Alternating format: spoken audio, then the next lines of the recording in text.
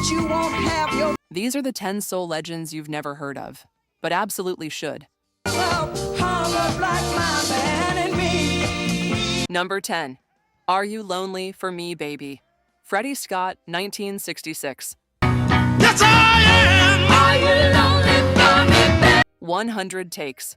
Most soul records were cut in 3 or 4. James Brown famously did things in 1. Will you try? But Freddie Scott went into the studio in 1966 and recorded this song 100 times. Oh, it's a last train to Jackson. Because producer Burt Burns wouldn't stop until it was perfect. Burns was the man behind Twist and Shout, behind Piece of My Heart. He built Shout Records for one purpose: deep R&B and soul music. 100 takes later, they had something no one had ever heard before. It's the end. I will never. Are You Lonely for Me, Baby? Hit number 1 on the R&B chart for 4 weeks. Cashbox magazine voted Freddie Scott number 1 newcomer of the year. Go ahead, baby. I know. Then Burt Burns died, 38 years old. Shout Records lost its soul overnight. Freddie kept recording, never came close again. He drifted into jingles. The oldies circuit. He died in 2007. Almost nobody outside serious soul collectors ever knew his name.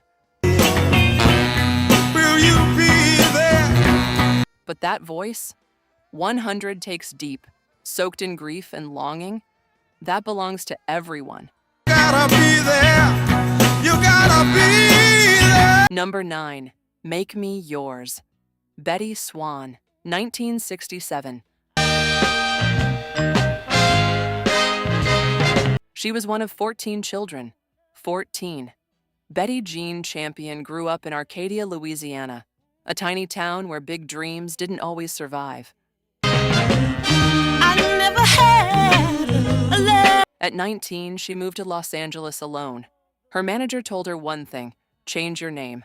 Betty Jean Champion became Bettye Swann. She wrote the song herself. Care what nobody says. I want you for always. In July 1967, Make Me Yours hit number 1 on the Billboard R&B chart, held it for 2 weeks. You already cut me my heart. Mary Wells covered it, Ann Peebles covered it, ZZ Hill covered it the same year. The future looked enormous, but the follow-ups didn't land. I don't want to live, no. I never. Capitol Records, then Atlantic, then smaller labels. Nothing reached those July 1967 heights again. A guy with all your charms to hold me with love. In 1980, her husband and manager died. She gave her last concert that year. She changed her name back to Betty Barton, moved to Las Vegas. So make me yours, make me yours. Became a Jehovah's Witness. Spent the rest of her life as a school teacher. One number 1 hit, one real moment of glory. Then silence. Love me, baby, and keep me back. That's the Bettye Swann story. And it still hurts to think about what we missed. It's fine, yeah. All of my friends said. Number 8, Is It Because I'm Black? Syl Johnson, 1969.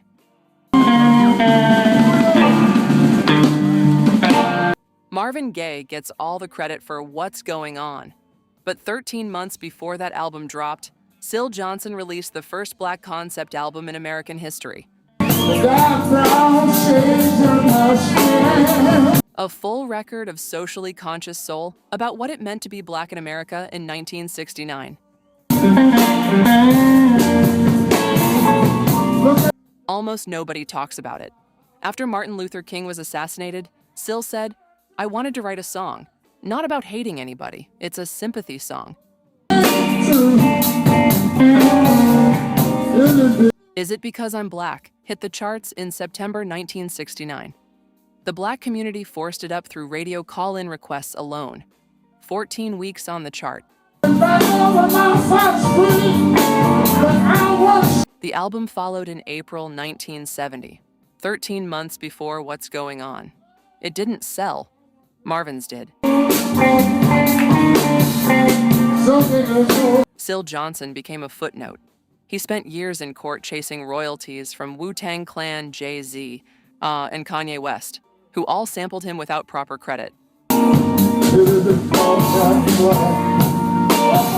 He died in February 2022 at 85. His music lives in thousands of hip-hop records. He just rarely got credit for it. Number 7, To the Other Woman, Doris Duke, 1969. Real you. He walked the streets of New York for 6 months trying to give this album away. Not 6 days, not 6 weeks, 6 months. I say yes. Jerry Swamp Dog Williams had just left Atlantic Records, one of the sharpest minds in soul music, and every major label said no. The woman is his wife.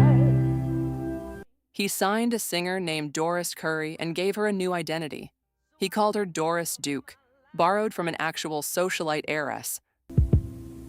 They say please don't get offended. They recorded at Capricorn Studios in Macon, Georgia, with Dwayne Allman on guitar. Everybody calls me stupid. Williams co-wrote 10 of the 12 tracks, every one an unflinching portrait of a woman trying to hold herself together. Soul aficionados later called it one of the greatest deep soul albums ever recorded. He recalled, For the night. I damn near lost everything with that one. It was a woman's album. Now men found it depressing. And the other woman, she's his wife. After 6 months, Canyon Records finally said yes. The first single, To the Other Woman, hit number 7 on the R&B chart, climbing fast. 'Cause he means the world to me. Then Canyon Records collapsed overnight. The momentum died the same week the chart position peaked. His degradation and come between his. Doris Duke recorded one more album, toured briefly, then disappeared. She died quietly in 2019 at 77. Yes, it does. But I won't be. It barely registered in the mainstream music press. I won't see him anymore. But like the. Dave Godin, the man who invented the term Northern Soul, called this one of the finest deep soul records of all time. 'Cause one day the door will close. The label just had the bad timing to implode right when it mattered most. Old folks say that's life. Number 6, I Can't Stand the Rain, Ann Peebles, 1973. I can't stand the rain. John Lennon called it the best song ever. Not one of the best, the best. Rolling Stone ranked it number 197 on the 500 greatest songs of all time. Tina Turner covered it, Missy Elliott sampled it, Eric Clapton paid tribute to it. It has been covered and sampled across 5 straight decades, and it was born from 4 words, spoken out of pure frustration, on an ordinary evening in Memphis in 1973. Ann Peebles was heading out for a Johnny Taylor concert with her partner Don Bryant, a High Records staff writer, and a local DJ named Bernie Miller. Just as they were about to leave, the sky opened up. Peebles turned and said, "It was pouring outside, and I just said, I can't stand this rain." Bryant stopped dead. That's a title. They sat back down, forgot the rain, forgot the concert. Now, by the time the storm passed, the song was written. Producer Willie Mitchell took it to Royal Studios in Memphis and built it around an opening timbal riff, specifically designed to sound like actual raindrops hitting the pavement. Nobody had heard a soul record open like that before. The song peaked at number 6 on the R&B chart. But in 1984, Tina Turner put it on Private Dancer, her landmark comeback album, and introduced it to an entirely new generation. Want to go away, come back in. The European act eruption took their version to #1 across multiple countries. It has never stopped being relevant. Oh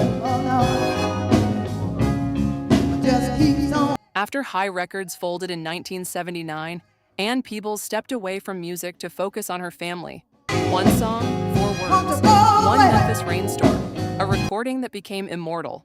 Its singer did not. Number 5, A Nickel and a Nail. O.V. Wright, 1971.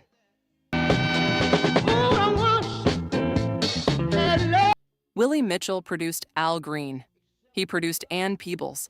He worked with Ike and Tina Turner, Rod Stewart, B.B. King. That's all it is. When journalists asked who the greatest singer he ever worked with was, he never hesitated. He said O.V. Wright, every time. All I can give a count of the nickel. Overton Vertus Wright was born in rural Tennessee in 1939. Lord knows I failed. Yes, I did. Like almost every great soul singer of his generation, he started in the church, fronting gospel groups before secular music came calling. All I have, the nickel. His first soul hit was That's How Strong My Love Is. Otis Redding heard it and covered it in 1965. The Rolling Stones covered it too.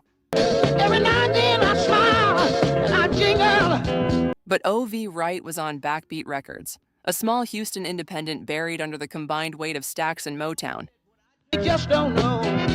Lord have mercy. He had 17 R and B chart entries over a decade, and not one broke through to real mainstream pop success. I get lonely. I can spend a nickel. A Nickel and a Nail arrived in 1971. The high rhythm section, the exact same musicians behind every Al Green classic, lay down a groove that pulls you in at the first bar and never lets go. It's coming inside of me. Oh. And O.V. Wright sings over it like a man with the full weight of the world in his chest. One critic wrote, Memphis soul never got better than this. Then life caught up. Your sweet love. Oh, baby. He was imprisoned for narcotics in the mid-1970s. He signed with High Records after his release. Commercial success never returned. Can't make it far with a nickel and a nail.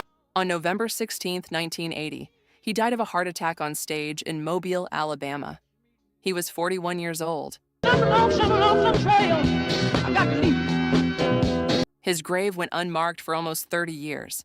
The greatest singer Willie Mitchell ever worked with, lying in an unmarked grave.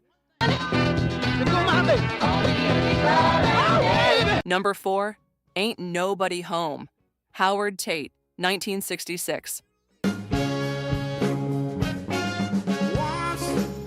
Otis Redding called his album The Bible of Soul. Janis Joplin covered his songs. Jimi Hendrix covered his songs.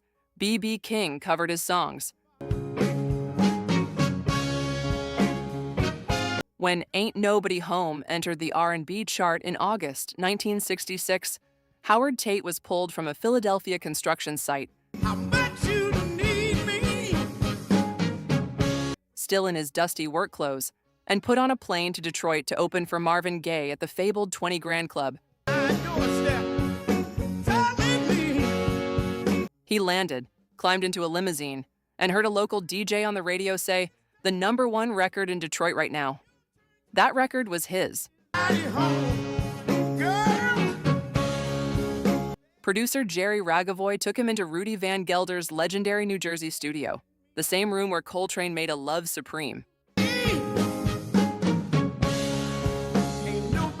With pianist Paul Griffin and guitarist Eric Gale, they cut a series of singles for Verve Records that critics called some of the most sophisticated soul recordings of the era. Place no one else above you. Then everything collapsed. His business partner was murdered in 1969. A house fire killed his 13-year-old daughter in 1976. I hope and pray that you come back someday. Addiction followed. Then Howard vanished entirely. His producer, Jerry Ragavoy, assumed he was dead and wrote it directly into 1995 liner notes. Meanwhile, Howard had become a Prudential Securities salesman, father of 6, active churchgoer, never told a single person who he was. On New Year's Day, 2001, a musician recognized him in a supermarket. Word spread. A DJ made contact. Then Ragavoy got the call. Howard came back. He and Ragavoy made a comeback album called Rediscovered in 2003. Elvis Costello, a lifelong Howard Tate fan, wrote a song specifically for it. Howard Tate died in December 2011. A salesman, a father, a forgotten soul legend. And finally, briefly, a man rediscovered. I hope and pray that you come back someday. Number 3, Young Hearts Run Free. Candi Staton, 1976. He held her over the edge of a 20-story balcony. This is not a metaphor. This is the real story behind one of the most deceptively joyful songs in soul history. Candi Staton was performing in Las Vegas, opening for Ray Charles.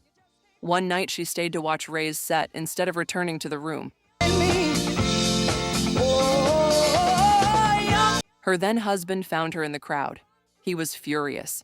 He pushed her through the lobby, up the elevator, through their suite, to the balcony, then over the railing. She was dangling over a 20-story drop. She talked her way back, told him the hotel was mafia-owned. That if he dropped her, with her name on the marquee, he would not make it out of Las Vegas alive. He pulled her back in. Every time they say self-preservation. Then he pulled out a gun. Candi said, "I was so tired. I just laid down on the bed." I said, "Okay, shoot me." And I went to sleep. She eventually left the relationship. Sometime later, over lunch in Los Angeles, she told songwriter David Crawford everything she'd been living through. She noticed him writing it all down. He looked up and said, "I'm gonna write you a song, and it's gonna last forever." Young Hearts Run Free hit #1 on the Hot Soul Singles chart in 1976. It became an anthem for anyone who had ever been trapped, controlled, or broken. 2 years later, Candi released Victim. The lyric, "I became a victim of the very song I sing.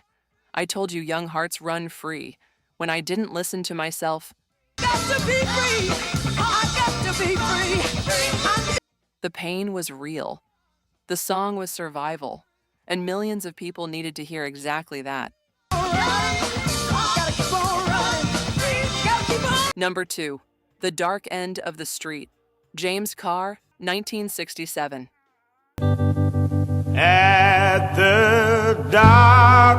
The song was written in 30 minutes during a poker game, and some people, serious, deeply knowledgeable people, believe it is the greatest soul recording ever made. Hiding in shadows where we don't. In the summer of 1966, songwriters Dan Penn and Chips Moman were at a DJ convention at a Memphis hotel. We stole. They were playing cards. They were cheating. During a break, they wandered to the room of Quentin Clonch, founder of Goldwax Records. Clonch gave them a deal. I know time is gonna take. You can write in here, but that song goes to James Carr. 30 minutes later, done. You and me. James Carr had already been turned away by Stax Records. Goldwax was his second chance. But I love you. keeps coming on strong. Penn later said, "When he did Dark End of the Street, I think he found his own voice. His record can't be touched." At the dark end. Now, there's something about that time that got on that tape that I have never heard anybody get that close to. Aretha Franklin covered it. Percy Sledge covered it. Graham Parsons took it into country music. The Commitments brought it to a new generation. Not one of them did it like James Carr. But his life after that was a long and painful descent. He struggled with severe bipolar disorder his entire career. He was reportedly illiterate, making contracts and business nearly impossible to navigate. In 1979, during a Japan tour, an antidepressant overdose caused him to freeze on stage. He couldn't sing a note. The tour was canceled immediately. Goldwax had collapsed in 1969. He never recovered his footing. He died in a Memphis nursing home on January 7, 2001, 58 years old. And by chance, we're both down. A legacy built entirely on 2 minutes and 35 seconds of perfection. Number 1. Didn't I? Darondo, 1974.